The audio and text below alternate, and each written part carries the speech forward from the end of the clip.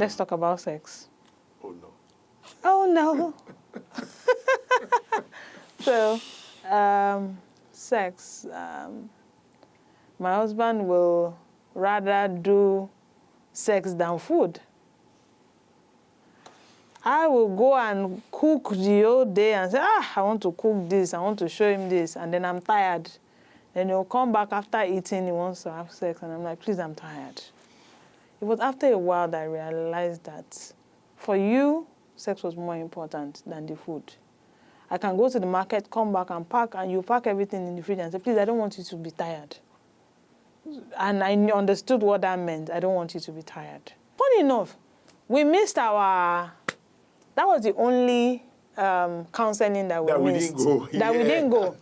And we never knew it was going to be an issue. It wasn't something we really talked about. It wasn't something. So before we got married, and we didn't miss it. We went for all the other marriage counseling classes. Yes. But that was the one class that we missed. Okay. That we didn't go for. And in terms of sex, you are the ever ready. It became an issue. Anytime, any day, you are there. You gave me a nickname now. I've forgotten. That back in the days. Yes, she gave me a nickname. I can't even remember. I'm the one that I'm busy the whole day. I'm not in the mood. I want you to be able to do this. I want to be happy. And happy is not, I don't even know how to explain it. For me, it's more like I should be in the mood. All right, for instance, I can get turned on if I'm watching a romantic movie and I'm happy. So the pace has to be set or something, and we had a lot of issues over time. And it's interesting that you brought it up because it's one aspect of our journey that I do not like to talk about. Yes, I know. Yes. The reason I do not like to talk about it is because I think I gave you grief.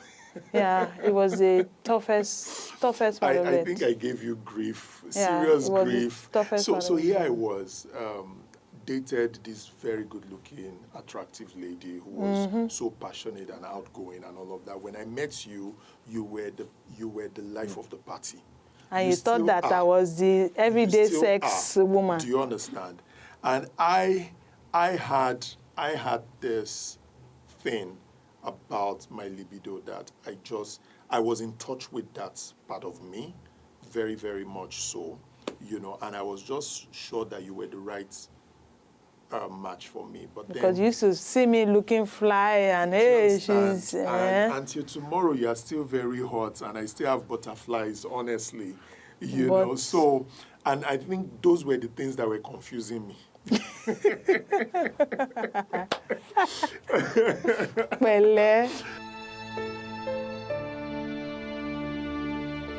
I realized that, again, a lot of these things, like we mentioned, have become like part of the marriage. They are now furnitures and fittings. And the way we've handled it is we talked about it. So this sex thing, one of the things that helped me was you made an effort. So I remember that we started with you talking to me. I could not for the life of me understand that I had gone to work all day. And because my work was, even if I had to go out, I was with colleagues. We would go out. Back then, as a junior person in that sector, we would go on calls to see customers and all of that. But I was with people who would talk, you understand, and all of that. It was stressful in its own right, but it wasn't the same thing compared to you being an entrepreneur and also being a homemaker. So all of those things stressed you out. But I did not have an appreciation for what you were going through. And so I remember that I would come home and I would want to get down. And you were not in the mood. And it would become a problem. And we had such issues. Eventually, when we talked, so the first effort was to understand each other. I was unapologetically agro. That's I think that's the way to put it. I was unapologetically agro. Till date. And I think God made me this way. I know. I know. But then I got a better appreciation of your situation. And we are 12 years in this marriage. But last year with COVID-19, all of those things that you had been communicating over the past decade, came real for me. You saw me. Because you saw I was the way. home for months with you, and I could understand all of those things. And I think we had our best years so far last year. Yeah, we did. Just being at home and doing all of that. Because just being able to connect with you Yeah, at that level yeah. and understand what you So went you can through imagine. also spiced up the So marriage. you can imagine we had this policy of no help. Yes. And we're raising two beautiful young boys. Yes. I was running my business without any help. It was difficult. Oh, yeah. Yeah, and it wasn't that I was trying to do macho woman. We had our reasons. And so having to take care of the boys, make food, go to the market, just juggle things around. I'll go to the market when I drop them at school. Do things before they come back. Still have to do my business. And there was this election thing, the jewelry business, that I craft the jewelry from scratch, talk to customers, bespoke, do everything. So it was over time I started getting more hands, and even the more hands was hands for the business, not hands for the home front. Yeah. So it was one of the things that actually used to get me tired. And you didn't see, you kind of understood it a little, although I think part of what we did to deal with this was, so we still had our no-made, policies, but then we started getting people to come and do stuff for us. So, yes, I mean, like you said, I didn't want you in the kitchen because I didn't want you to be tired, for instance. You understand? So it wasn't important to me for you to cook for me, because what was important to me, we knew. Yeah. You understand? Yeah. So we then had to take care of the kids because the kids could not go hungry. So one of the things that we've done until date, we still have that, is we have someone that comes in, to just take care. But the interesting thing is that you do not know that part of, there are some things she can do, there are some things she cannot do. So I didn't know that. I got a better appreciation of because that no matter what, last year with the whole lockdown. No matter what, I go to the market to buy my things myself. Yes. Although I buy in bulk, but she'll come and clean. But she can't make my stew, she can't do some things. In fact, she cannot fry egg for Daniel. One of our children will not eat stuff that she has made because it's like finicky like me. It's very finicky. Yeah, so there's some things I need to still take care of. He can't eat something in a particular way, and I can understand him because I was like that growing up. Yeah. So I have to still take care of that. So no matter what, and I think one of the things that then also helped us, because this is now like furniture and fittings, so we don't even think of it as a problem anymore. One of the things that helped us is you would ask me to come into the kitchen with you. And so I will be tired, but I will come into the kitchen. Then you I would sit what down. It takes, yeah. And then you will do what you're doing. And because you can't leave the kitchen, you'll come and sit on my lap. Yes. And that was good. The physical contact, all of those things were good. Yeah.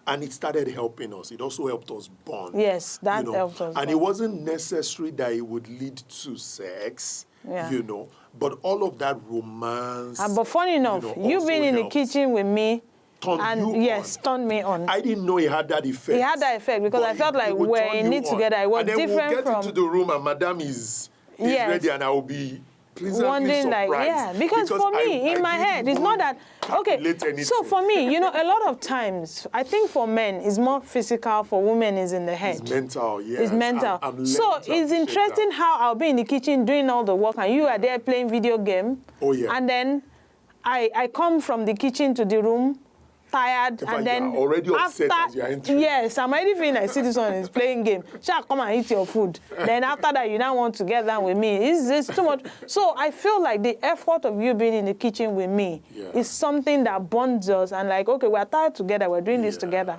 So it's one of the things. I think that I learned from that. And then even when you're in the workroom, I come to check to come and check and say, back rub or something. And say, how is it going? And the interesting thing is, the back rub doesn't work every time.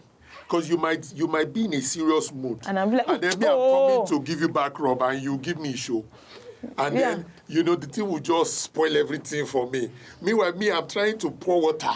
Yeah, I know that you're pouring water now. I already know that you're pouring water. But I already know in myself that I'm tired. Don't even go there. Like, please, spare me. But it's very, very interesting dynamics. And, we've learned from it. And we've just gotten better.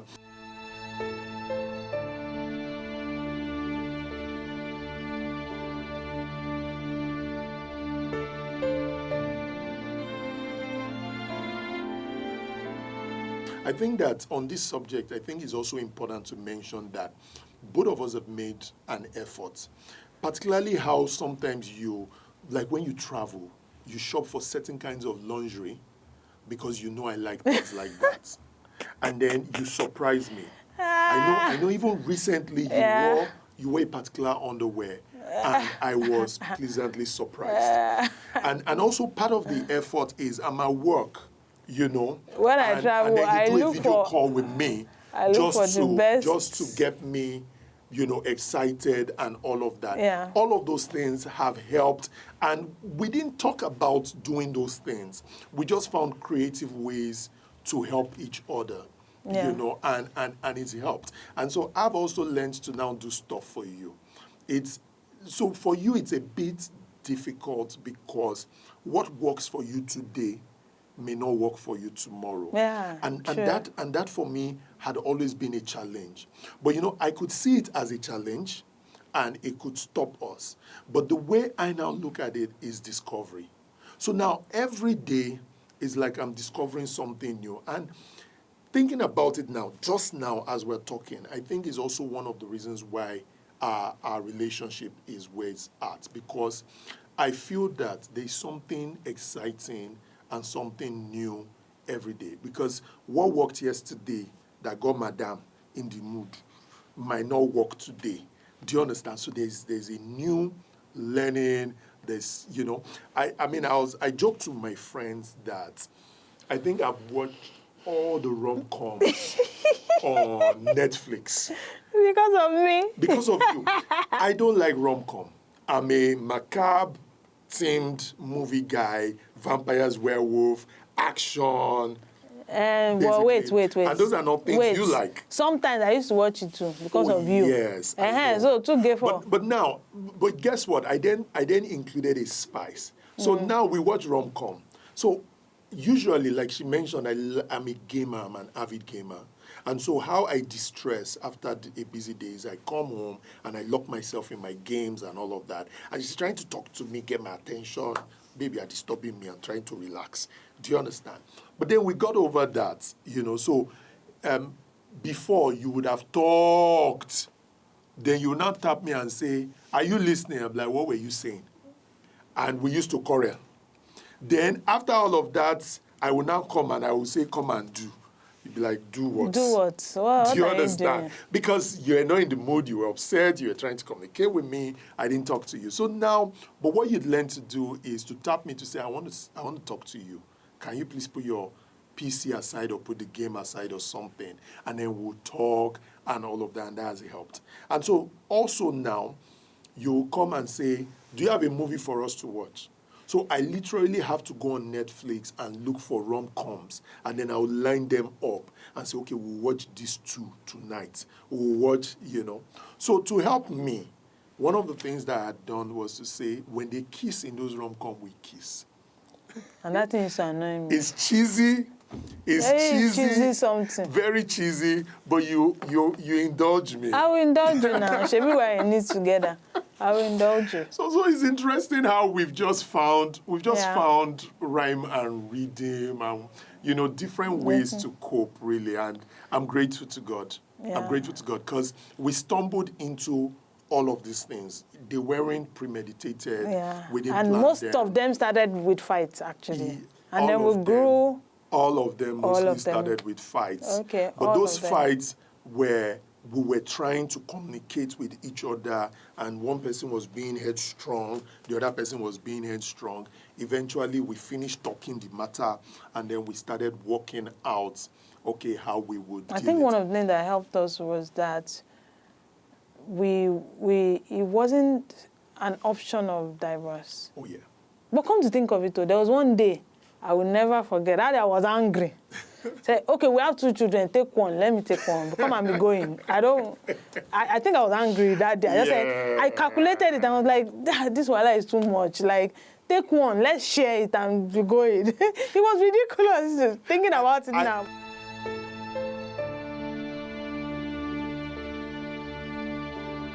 I think that it's important that we mention our rule about anger. Yes. Because I think yes. that's a critical thing. Yes. Because when I said that this thing was not premeditated, I remembered that we actually Some- had a rule. some- Some and aspects of it were things we had agreed. Was consciously. Yes. Yes. So we had this rule. And the rule was, so you know when the Bible says, do not let the sun go down on your wrath. On your wrath, yeah. We took that scripture, and what we did We with that read it scripture as was we told ourselves that it mustn't get to the next day. it mustn't get to the next day. Yeah. So we started with it mustn't get to the next day. I then, because I'm extreme, I then went to say 30 minutes to 1 hour, we must resolve the anger. So while I still want to fight about an issue, they're saying, let's talk about I'm another. telling you. Allow me to be in my zone of anger, please. Let me, maybe it's next day. Let me still be vexing. And I can be a pest based on this rule. So whether I'm the one that offended you or you are the one that offended me, once 30 minutes has passed going to 1 hour, I want to come and have a conversation with you. Meanwhile, you, naturally, you want to still vex. You don't want to talk. Because I want to process The it. rule is we don't want it to be next day. Yeah, but yes. see, for me, another thing I've learned is because I'm the voice, I like to voice out my emotions. Oh, yeah. Whether happy, Sad, angry, I like to voice it out. So when I'm angry, I want to talk. Yeah. But I've realized that, I'm sorry, I have to speak Yoruba here. Eyin Laura, when you break it, you can't put it together again. So I tell myself that, you know what, let me stay in my space and not talk. Yeah. It's that in my space that I'm angry and dealing with it and talking to myself. You now want to come and resolve it. Yeah. In my mind, I'm like, it's a process for me. I am still trying to deal with this thing. And that Don't was let me also- talk that was- and get that was also angry a problem for and break us. that ego. Yes. That was also a problem for us in even keeping that rule. Yeah. Because we had said that we would not allow the anger to go to the next day. But you also needed processing time. And I had to explain that process to you. I did not understand that process until you explained it. So we are fighting. We've said that we will not let it get to the next day. I say that within 30 minutes, 1 hour, whatever it is, we must resolve. Then I will now come while you are still processing it, and will now create more reason to fight again. Yes. Because I you mean, don't like, want to just leave talk. me.